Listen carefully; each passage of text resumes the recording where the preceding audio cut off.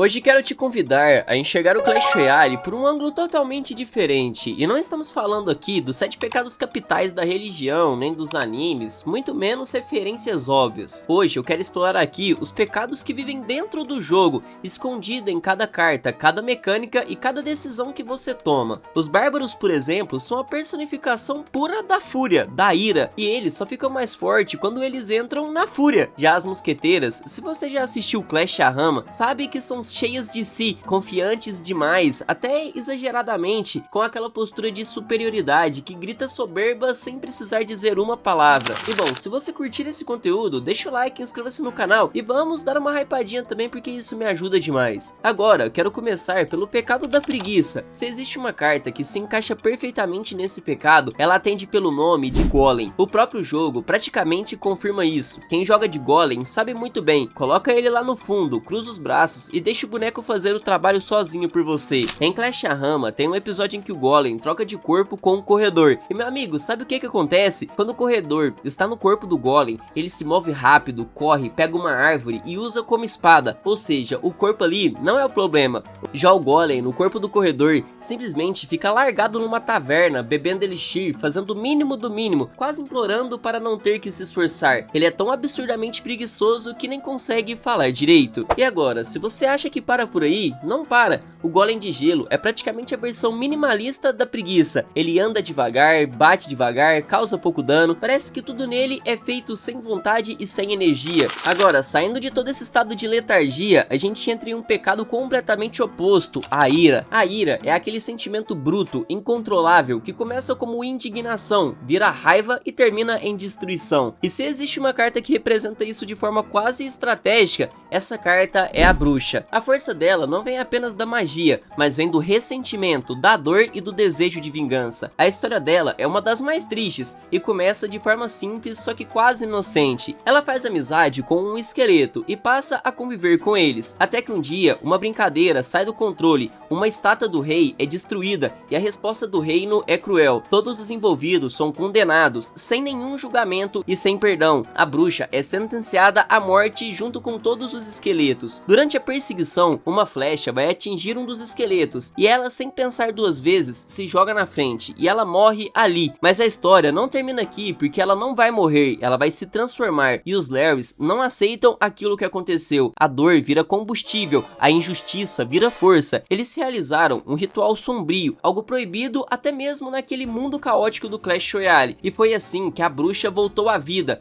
Mas ela não voltou como antes, ela retornou diferente, carregando dentro de si o controle absoluto de todos os esqueletos que juraram lealdade após a sua morte. Tudo que restou foi o desejo frio e consciente de vingança. O rei inimigo, aquele que um dia arrancou sua vida sem piedade, agora se tornava o alvo final. E não é só ele, mas qualquer um que tivesse participado, direta ou indiretamente, daquele ato cruel. Ela se transforma em puro ódio, condensado em magia sombria, e faz todo sentido que a ira seja o pecado que define ela melhor. Claro que existem cartas mais óbvias que também representam esse pecado, como o Lenhador, que literalmente carrega fúria nas mãos, ou então o Bebê Dragão, que no Clash of Clans entra em estado de fúria quando fica sozinho e passa a destruir tudo sem pensar. Só que existem várias outras cartas que podem facilmente representar esse pecado, só que agora é hora de seguir adiante, porque a gente chega em um dos pecados mais perigosos de todos, a avareza. Muita gente já imagina do que vou falar, e sim, vocês estão certos.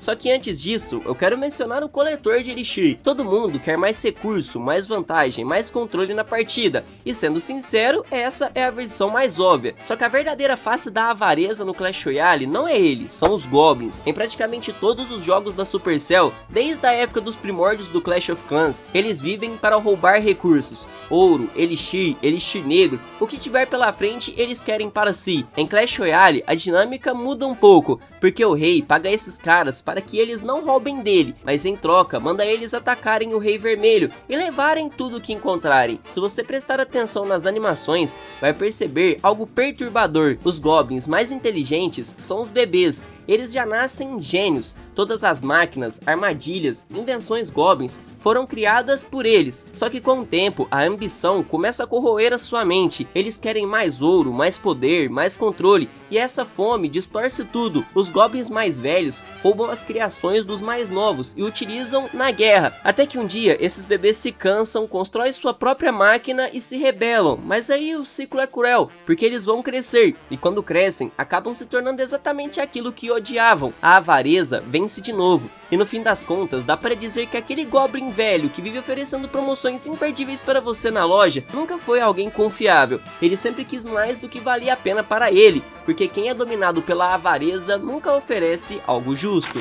O próximo pecado aqui que eu quero falar é a luxúria, e antes de qualquer confusão, é importante deixar bem claro, a luxúria não é sobre amor, luxúria não tem a ver com conexão, afeto ou cuidado, ela se baseia no prazer superficial, na obsessão pela aparência, no desejo vazio de quem ignora completamente o que existe por dentro. E pensando bem, existe uma carta que se encaixa perfeitamente nesse quesito, o Cavaleiro Dourado. Esse personagem é obcecado por si mesmo, ele não ama ninguém, não se importa com ninguém, só existe uma coisa no mundo dele, o seu próprio reflexo. O espelho é praticamente o melhor amigo desse personagem, não é admiração saudável, é puro narcisismo, uma paixão exagerada por si mesmo que beira o ridículo. Ele não busca conexão, ele busca validação, e isso é a essência da luxúria distorcida. Mas agora, a gente chega no pecado bastante interessante, a soberba. E se você parar para observar, praticamente todas as cartas do Clash Royale carregam um pouco disso. E se existe uma carta que simboliza soberba de forma quase cômica, em pura essência, essa carta é o Safado do Pequeno Príncipe. Ele é literalmente uma fraude.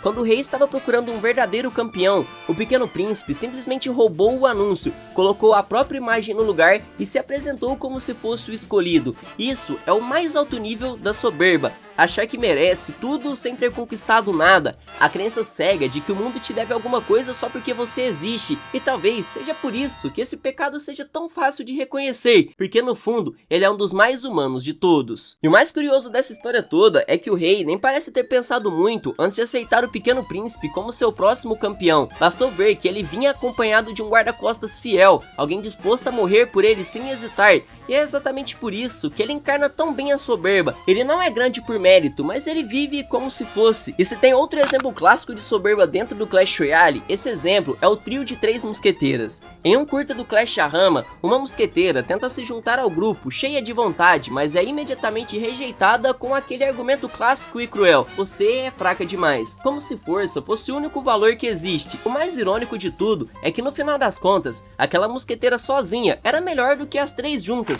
Agora, entrando no pecado da gula, fica impossível não falar do gigante. Em praticamente todas as animações de Clash Arrama que ele aparece, ele cai em armadilhas ridículas, simplesmente porque não consegue resistir à comida. É quase um castigo poético. Quem vive dominado pelo apetite acaba se perdendo pelo caminho. Agora, se existe uma carta que se encaixa perfeitamente na gula sem esforço nenhum, são os porcos reais também. Eles não têm muito o que discutir aqui, são porcos, e porcos comem de tudo. Não importa o que esteja na sua frente, eles vão devorar. Simples, direto e perfeito. E por fim, a gente chega ao último pecado dessa lista, a inveja. E aqui a coisa fica interessante, porque existe uma carta que representa esse pecado de forma quase dolorosa, a Duquesa das Adagas. Basta observar o seu comportamento. Ela odeia ser chamada de princesa, e não é à toa. Ela é da família do rei, mas vive à sombra da princesa. A princesa é bonita, famosa, tem namorado, é herdeira do trono, é lembrada por todos. Já a duquesa, por outro lado, foi esquecida, ignorada, enterrada no fundo do jogo. E aliás, muita gente nem sabe trocar direito torre. Imagina lembrar desse boneco.